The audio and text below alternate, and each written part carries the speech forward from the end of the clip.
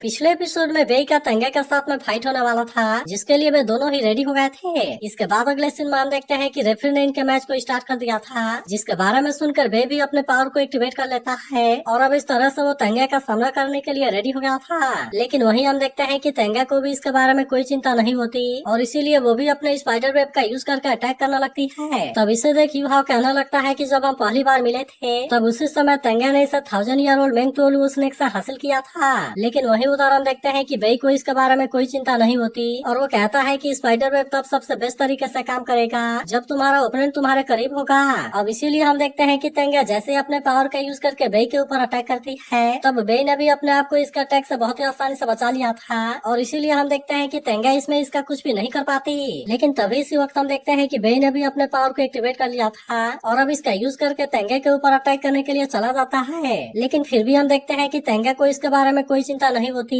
इसीलिए उसने भी अपने पावर का यूज करके इस पर अटैक कर दिया था, जिसके वजह से वेई की ये पावर इसके सामने कुछ भी नहीं कर पाती। जिसके बाद हम देखते हैं कि वांग इस बात से परेशान होने लगती है और कहती है कि वेई अपने फुल पावर का भी यूज करके इसके सामने कुछ नहीं कर पाया और इसीलिए ऐसा लगता है कि सिचुएशन बहुत डिसएडवांटेज हो जाएगी। लेकिन इसके बाद भी हम देखते हैं कि वेई इसके सामने इतना आसानी से हार मानने वाला नहीं होता और वो भी अपने आप को इसके अटैक से बहुत ही आसानी से बचाने लगता है। तभी हम देखते हैं कि तेंगा अपने ब्लू सिल्वर केस को भी यूज करने में फेल हो गई थी, जिसे देख वांग को इस बात से थोड़ी सी हैरानी होती है और फिर वो यूहा से पूछती है वेई को इसके बारे में कैसे पता था कि तेंगा अपने ब्लू सिल्वर केस का यूज करने वाली है। जिसके बाद यूहा इसे बताता है कि वे दोनों असल में एक दूसरे को बहुत ही अच्छे से जानते हैं, लेकिन असल में बात ऐसी है कि तेंगा को इसके बारे में कुछ भी याद नहीं है। लेकिन वहीं हम देखते हैं कि तेंगा अभी भी वेई को इतना आसानी से छोड़ने वाली नहीं होती, इसीलिए वो अपने पावर का यूज करके फिर से इसके ऊपर अटैक करने लगती है, जिसके वजह से हम देखते हैं कि वेई इस बार इसके सामने ज्यादा कुछ नहीं कर पाता और वो इस बार इसमें फंस गया था। लेकिन इसके बाद भी हम देखते हैं कि वेई को इसके बारे में कोई चिंता नहीं होती और वो अपने थंडर फ्यूरी पावर का यूज करके इसे बहुत ही आसानी से डिस्ट्रॉय कर देता है। जिसके बाद हम देखते हैं कि सेंसे भी इस बात से काफी हैरान हो गया था और कहता है कि वेई ने तो अपने इस पावर से इसे बहुत ही आसानी से रोक लिया। लेकिन अभी भी हम देखते हैं कि तेंगा इतना आसानी से हार मानने वाली नहीं होती और वो फिर से अपने पावर का यूज करके इस पर अटैक करने के लिए रेडी हो जाती है। लेकिन अब इसे देख सेंसे भी इस बात से पूरी तरह हैरान हो गया था और कहता है कि ये तो असल में सोल अवतार है। तभी हम देखते हैं कि तेंगा ने भी अपने पावर का यूज करके अटैक कर दिया था और इस तरह से उसने वेई के पावर को बहुत ही आसानी से रोक लिया था। लेकिन वही वेई भी इतना आसानी से इसके सामने हार मानने वाला नहीं होता और इसीलिए वो भी अपने आप को इसके अटैक से बचाने लगता है, जिसके वजह से तेंगा इसका कुछ भी नहीं कर पाती। लेकिन तभी हम देखते हैं कि तेंगा ने फिर से अपने पावर को एक्टिवेट कर लिया था और इसका यूज करके फिर से वेई के ऊपर अटैक करने के लिए कोशिश करती है। जिसके बाद हम देखते हैं कि यूहा भी इस बात से हैरान हो गया था और कहता है कि इसमें तो असल में टॉक्सिक भी है। वहीं हम देखते हैं कि वेई इसमें थोड़ा सा इंजर्ड होने लगा था, लेकिन इसके बाद भी वो इतना आसानी से इसके सामने हार मानने वाला नहीं होता और फिर हम देखते हैं कि वो भी अपने पावर का यूज करके अटैक कर देता है, जिसके वजह से तेंगा फिर से इसके सामने कुछ नहीं कर पाती। इसके बाद हम देखते हैं कि वेई अपने पावर का यूज करके इस पर अटैक करने के लिए जाने लगा था, लेकिन वही तेंगा भी इस पर अटैक करने के लिए रेडी हो जाती है। जिसके बाद हम देखते हैं कि यूहा इस बात से काफी डर गया था और फिर वो वेई से कहता है कि वह तो केवल एक इल्यूजन है। तब इस पर वेई कहता है मुझे कैसे नहीं पता कि इल्यूजन नहीं है और फिर वो तेंगा से कहता है कि मैं तो केवल तुम्हारा स्माइल को प्रोटेक्ट करना चाहता हूँ। तभी इसी बीच हम देखते हैं कि तेंगा को बहुत अच्छा चांस मिल गया था और इसीलिए वो पीछे से इसके ऊपर अटैक करने के लिए आती है। लेकिन फिर भी हम देखते हैं कि वेई ने इसे बहुत ही आसानी से पकड़ लिया था और इसीलिए वो इसका कुछ भी नहीं कर पाती। लेकिन अभी भी हम देखते हैं कि तेंगा इतना आसानी से मारने वाली नहीं होती और इसीलिए वो फिर से इस पर अटैक करने के लिए आती है। लेकिन इस बार भी हम देखते हैं कि वेई ने इसे बहुत ही आसानी से रोक लिया था, जिसके बाद वो इस पर अपने पावर का भी यूज नहीं करता और हम देखते हैं कि वो इसे छोड़ देता है। जिसके बाद तेंगा भी अपने पावर का यूज नहीं करती। लेकिन तभी हम देखते हैं कि सेंसे इसके ऊपर गुस्सा हो गया था और कहता है कि भाई क्या तुम वहाँ पर मरना चाहते हो। लेकिन अब हम देखते हैं कि तेंगा इसे कोई भी चांस नहीं देती और वो अपने स्पीयर का यूज करके इस पर अटैक कर देती है, जिसमें कि वेई बहुत बुरे तरीके से इंजर्ड हो गया था। जिसके बाद हम देखते हैं कि सभी इस बात से काफी परेशान हो गए थे और वही टीचर जावा को भी इसके बारे में चिंता होने लगती है और कहती है कि तुम अपने लाइफ को दांव पर कैसे लगा सकते हो। तभी तेंगा का लीडर भी कहने लगता है कि तुम इसमें कोई देरी ना करो और इस गेम को यहीं पर खत्म कर दो। तभी नेशनल मास्टर कहने लगता है कि 100 साल पहले तुमने कई बार मुझे नुकसान पहुंचाया था, इसीलिए तुम अब यहाँ से बचकर नहीं जा पाओगे। लेकिन वहीं हम देखते हैं कि वेई को अभी भी अपने बारे में कोई चिंता नहीं होती, क्योंकि वो किसी तरह से तेंगा को अपने बारे में याद दिलाना चाहता है। इसीलिए वो इसे कहने लगता है कि मैं तुम्हें बहुत मिस करता हूँ और क्या तुम्हें उन दिनों के बारे में याद है जब हम एक साथ में रहा करते थे। फिर वो याद करने लगता है जब उसने कहा था कि तुम्हारा स्पाइडर वेब तुम्हारे पावर के बढ़ने के साथ ही पावरफुल होगा और यहाँ तक कि तुम इसे टारगेट के ऊपर भी अटैक करने के लिए यूज कर सकती हो। जिसके बाद हम देखते हैं कि तेंगा इस बात से काफी खुश थी। तभी वेई कहने लगता है कि अगर इसमें मैंने अपने अपने थंडर पावर को भी मिला दिया। तब इस तरह से ये तो और ज्यादा पावरफुल हो जाएगा। जिसके बाद हम देखते हैं कि तेंगा भी इस बात से काफी खुश होती है और कहती है कि हमारे सोल्जर्स तो एक साथ में बहुत इंटरेस्टिंग दिखाई देते हैं। अब इसीलिए हम देखते हैं कि उन्होंने इसका नाम रखने का भी डिसाइड किया था और फिर डिसाइड करता है कि इसका नाम लोनली ग्रे होगा। फिर हम देखते हैं कि भाई तेंगा को अपने बारे में याद दिलाने के लिए कोशिश करता है और कहता है कि तेंगे आखिरकार आज तो मिल गई और इसीलिए मैं इस बार तुम्हें नहीं जाने दूंगा। फिर वो कहता है कि हमने तो तेंग सेक्टर को रिवील करने का डिसाइड किया था, लेकिन ऐसा लगता है कि तुम्हें इसके बारे में नहीं पता और देखो हमने तेंग सेक्टर को बना दिया। लेकिन अभी भी हम देखते हैं कि तेंगा इसके ऊपर कोई खास रिएक्शन नहीं दे रही थी। इसीलिए हम देखते हैं कि सभी वेई के बारे में काफी परेशान होने लगते हैं क्योंकि वेई वहाँ पर बहुत बुरे तरीके से इंजर्ड था और इसीलिए इनको डर था कि कहीं उसे ज्यादा कुछ ना हो जाए। लेकिन फिर भी हम देखते हैं कि वेई को इसके बारे में कोई चिंता नहीं होती और वो किसी तरह से चलते हुए इसके पास आता है और फिर वो कहता है कि मैं तो तुम्हारे ही वापस आने का वेट कर रहा था और इसके बाद हम देखते हैं कि वो इसे अपने गले से लगा लेता है। लेकिन तभी हम देखते हैं कि तेंगा ने अपने स्पीयर को बाहर निकाल लिया था और इसीलिए ऐसा लगता है कि शायद उसे इसके बारे में कुछ याद आ रहा है। तभी वे फिर से कहने लगता है कि मैं तो तुम्हारा ही वेट कर रहा था और इसीलिए मैं चाहता हूँ कि तुम जाग जाओ। तभी इसे देख वांगचू कहने लगती है कि क्या यही लव है जिसमें कि वो अपने प्यार के लिए मरने के लिए भी रेडी है। लेकिन वही हम देखते हैं कि टीचर जाओ को भी वे के बारे में चिंता होती है, इसीलिए वो इनसे कहती है कि हम उसे कुछ भी नहीं होने दे सकते और इसीलिए तुम उसे रेस्क्यू करने के लिए रेडी रहो। वहीं बे फिर से उसे कहने लगता है कि आज तुम्हें पकड़ कर काफी अच्छा लग रहा है और इसके बाद वो इसे कहता है कि मैं बेई हूँ और हम सभी असल में तुम्हारा वेट कर रहे हैं। लेकिन वहीं हम देखते हैं कि तेंगे अभी भी इसके बारे में कुछ नहीं बोल रही थी। जिसके बाद बे उसे कहने लगता है कि प्लीज तुम होश में आ जाओ ताकि हम यहाँ से घर जा सके। लेकिन इसके बाद हम देखते हैं कि वो बेहोश होकर नीचे गिरने लगा था, जिसे देखते ही सभी तुरंत इसके पास आते हैं और वहीं काइतो इसे अपना लॉलीपॉप खिलाता है। तभी रेफरी आकर कहता है कि ये गेम अभी भी खत्म नहीं हुआ, लेकिन इस पर युहाव कहता है कि हम गिव अप करते हैं। तभी हम देखते हैं कि बेई की सोल पावर रिकवर होने लगती है, जिसे देखते ही सियाओ इस बात से काफी खुश हो गई थी और कहती है कि काइतो के लॉलीपॉप में तो 6th सोल स्किल है और फिर हमें पता चलता है कि इसका नाम असल में रिसरेक्शन लॉलीपॉप है। लेकिन तभी अचानक से हम देखते हैं कि तेंगा की पावर आउट ऑफ कंट्रोल होने लगती है, जिसे देख सेंसी इसे रोकने के लिए रेडी हो गया था। लेकिन वहीं हम देखते हैं कि बाकी सभी इस बात से काफी परेशान हो गए थे और कहने लगते हैं कि ये लोग तो बहुत ही क्रेजी है। तभी हम देखते हैं कि टीचर तेंगा के पास में जाने के लिए कोशिश करती है, लेकिन उसके लीडर ने आकर उसे ऐसा करने से रोक दिया था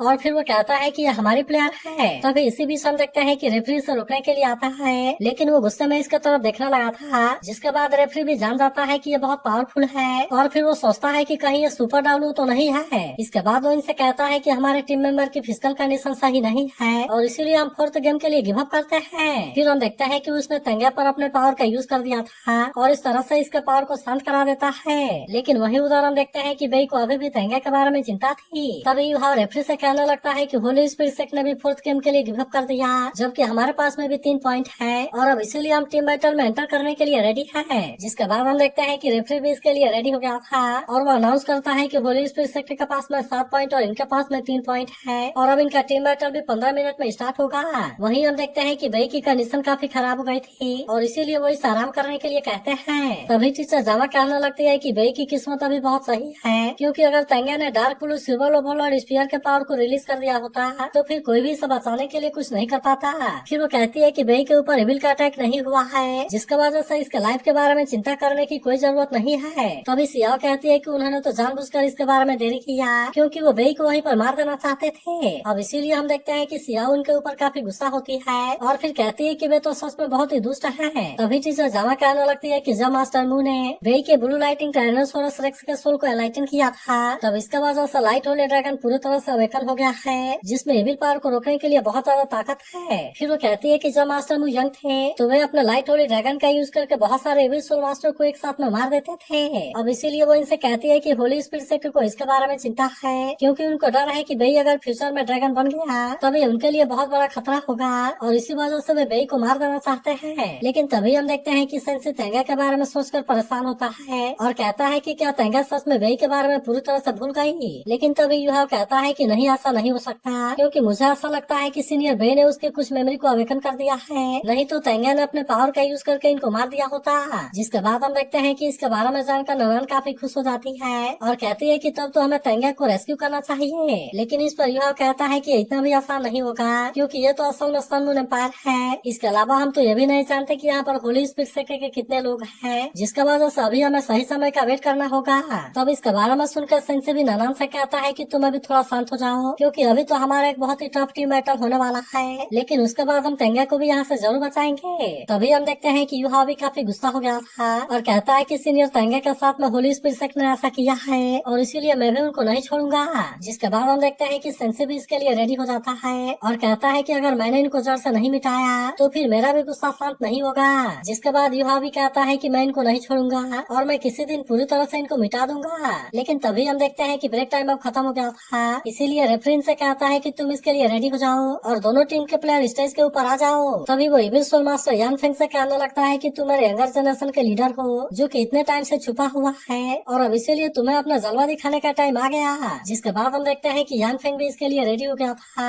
और अब इनके 4 प्लेयर टीम बैटल के लिए जाने लगते हैं। तब इसे देख सभी हैरान होते हैं कि ये केवल 4 ही लोग क्यों है। जिसके बाद टीचर जामा कहने लगते हैं कि होली स्पिरिट सेक्ट केवल 7 लोगों को इसमें पार्टिसिपेट करने के लिए लेकर आया था, लेकिन असल में इन चारों लोगों ने अभी तक भी कोई फाइट नहीं किया और इसीलिए मुझे ऐसा लगता है कि वे चारों इसमें बहुत पावरफुल होंगे। लेकिन वहीं हम देखते हैं कि यूहा और उसके साथियों को इसके बारे में कोई चिंता नहीं होती और वे भी इनका सामना करने के लिए रेडी हो जाते हैं। तभी यूहा कहने लगता है कि भले ही वे केवल 4 लोग हैं, लेकिन फिर भी उनका स्टेशन काफी कॉम्पैक्ट है। इसके अलावा अगर इन चारों लोगों के पास वाले सोल पावर के बारे में भी बात किया जाए तो भी वो हमारे 6 लोगों के सोल पावर से कम नहीं है। फिर वो कहने लगता है कि सामने वाले का नाम यान फेंग है और ऐसा लगता है कि उसका मार्शल सोल ऑफेंस और डिफेंस दोनों वाला है, जबकि वही दोनों साइड वाले लू गैंग और तैंग है और ऐसा हो सकता है कि वे एजिलिटी अटैक या फिर डिफेंस टाइप वाले सोल मास्टर होंगे, जिसका वजह से हमें उनसे भी केयरफुल होना पड़ेगा। फिर हम देखते हैं कि सबसे पीछे वाला गुयू था और यूहा कहता है कि शायद वो सपोर्ट सोल मास्टर होगा, लेकिन असल में मुझे नहीं पता कि उसके पास में किस तरह का ऑक्सिलरी एबिलिटी है, इसीलिए अगर वो हमारे ऊपर निगेटिव होने लगे तो फिर हमें उससे भी केयरफुल होना पड़ेगा। लेकिन तभी हम देखते हैं कि रेफरी ने इनके मैच को स्टार्ट कर दिया था, जिसके बारे में सुनते ही वे तुरंत इसके लिए रेडी हो जाते हैं और फिर हम देखते हैं कि लू गैंग ने किसी मॉन्स्टर को बाहर निकाल लिया था। तब इसे देखते ही सेंसी भी इस बात से काफी हैरान हो गया था और उसे भी समझ में नहीं आता कि आखिरकार ये किस तरह का मॉन्स्टर है। तब इस पर यूहा कहने लगता है कि वो हाई लेवल वाला कोई अनडेड है जिसके पास में कंट्रोल अटैक वाला एबिलिटी है, जिसके वजह से वो बहुत ही पावरफुल वाला इविल सोल है और इसके स्मेल में तो पॉइजनस भी है। तभी इसी बीच हम देखते हैं कि तेंग ने भी अपने पावर को एक्टिवेट कर लिया था और इस तरह से वो भी अपने स्केलेटन किंग को बाहर निकाल लेता है, जिसे देख यूहा कहने लगता है कि इसका फिजिकल डिफेंस और एनर्जी डिफेंस दोनों ही काफी पावरफुल है, लेकिन इसका सबसे बड़ा डिसएडवांटेज ये है कि ये दूर से अटैक नहीं कर सकता।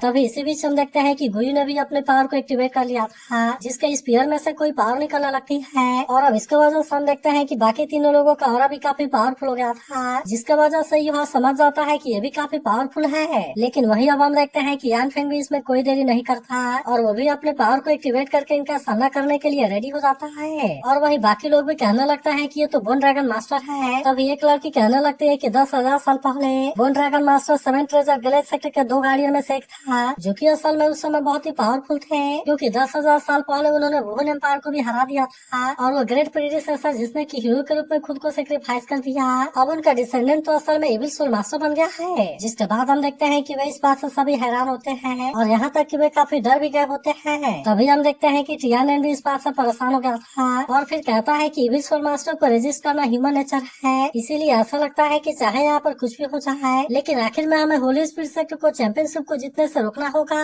मगर वहीं हम देखते हैं कि यान फेंग अब इसमें ज्यादा देरी नहीं करता और वो अपने सोल्डिंग को भी एक्टिवेट कर लेता है। जिसके बाद हम देखते हैं कि सियाओ भी इस बात से परेशान हो गई थी और कहती है कि ये भी 7 रिंग वाला सोल सेंट है, लेकिन तभी युवा कहने लगता है कि होंग सेंट अलग है, क्योंकि यान फेंग की कल्टीवेशन असल में ट्रू सोल सेंट की कल्टीवेशन है और इससे भी बड़ी बात यह है कि उसके ऊपर का एविल सोल मास्टर का ऑरा उतना स्ट्रॉन्ग नहीं है, जिसका मतलब है कि उसने कल्टीवेशन करने के लिए कोई ट्रिक यूज नहीं किया और इसीलिए इसकी कल्टीवेशन बहुत ही सॉलिड है। वहीं हम देखते हैं कि ननान भी इस बात से परेशान होती है और कहती है कि अगर कंट्रोल डिपार्टमेंट से तेंगा इसमें होती तो फिर मुझे लगता है कि इस टूर्नामेंट में ये टीम सबसे खतरनाक होती। लेकिन तभी सेंसी उससे कहता है कि तुम इसके बारे में कोई चिंता ना करो और मैं चाहता हूँ कि तुम करीब से मुझे फॉलो करना। लेकिन तभी हम देखते हैं कि युवा अपने स्पिरिचुअल डिटेक्शन शेयरिंग का यूज करने लगता है, जहाँ उसे पता चलता है कि वे चारों तो ऐसे ही पावरफुल हैं, लेकिन इसके अलावा उनका फॉर्मेशन भी बहुत शानदार है। मगर तभी हम देखते हैं कि रेफरी ने इनके मैच को स्टार्ट कर दिया था, जिसके बारे में सुनते ही वे अटैक करने के लिए आने लगते हैं। जिसके बाद हम देखते हैं कि काइतो भी इसके लिए रेडी हो गया था और वो अपने बहुत सारे सोल कैनन को रेडी कर लेता है। लेकिन वहीं हम देखते हैं कि टीचर जावा इस बात से थोड़ी सी हैरान थी और उसे भी समझ में नहीं आता कि युहा ने काइतो को इस तरह से अरेंज क्यों किया। जिसके बाद हम देखते हैं कि खुद रेफरी भी इस बात से कंफ्यूज होता है और कहता है कि काइतो तो इसमें इकलौता सोल मेंटर है और मैं उम्मीद करता हूँ कि वो इसमें सही तरीके से परफॉर्म करे।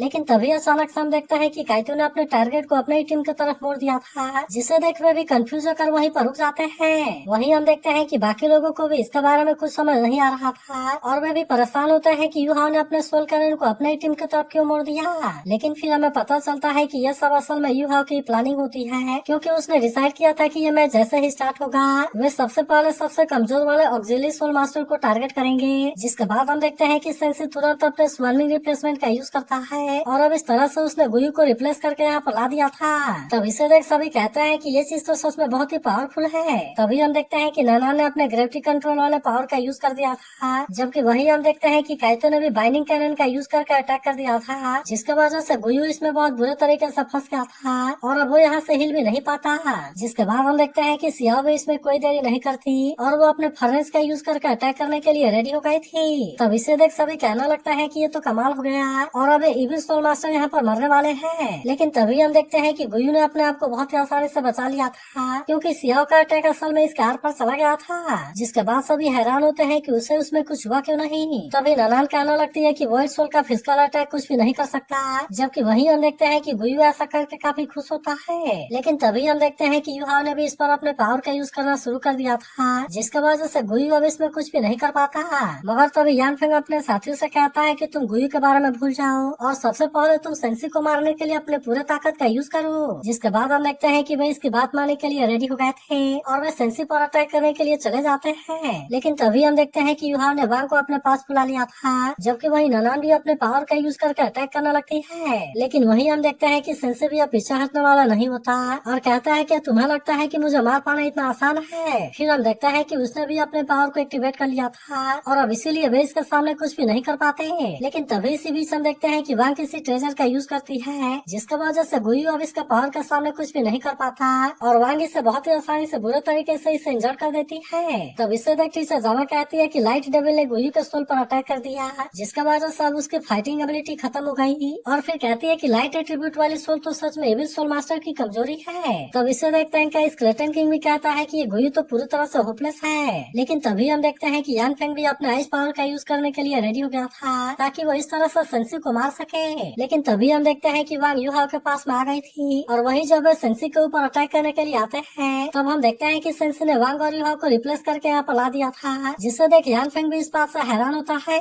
लेकिन फिर भी हम देखते हैं कि सेंसी की सोल पावर इसमें कंज्यूम हुई थी और इसीलिए नानान को इसके बारे में चिंता होने लगती है। मगर वहीं हम देखते हैं कि वांग और यूहाओ एक साथ में आ गए थे, जहाँ वे दोनों अपने अपने पावर को एक्टिवेट कर लेते हैं और अब इस तरह से हम देखते हैं कि वे अपने मार्शल सोल फ्यूजन स्किल का यूज करने के लिए रेडी हो गए थे। तब इसका वजह से हम देखते हैं कि यानफेंग और उसके साथी इसमें फंस गए होते हैं, जिससे देखते इसे जामा कहती है कि ये तीनों स्वर्मिंग रिप्लेसमेंट से चले गए हैं, जिसमें कि यूहाओ अपने मार्शल सोल फ्यूजन के स्टेट में था और इसने वांग के साथ में अपने पोजीशन को बदल लिया। तो अगर एक्सप्लेनेशन अच्छी लगी हो तो इस वीडियो को लाइक और इस पर एक कमेंट जरूर कर देना और अगर आप इसके अगले एपिसोड के लिए एक्साइटेड हो तो इसके बारे में जरूर बताना।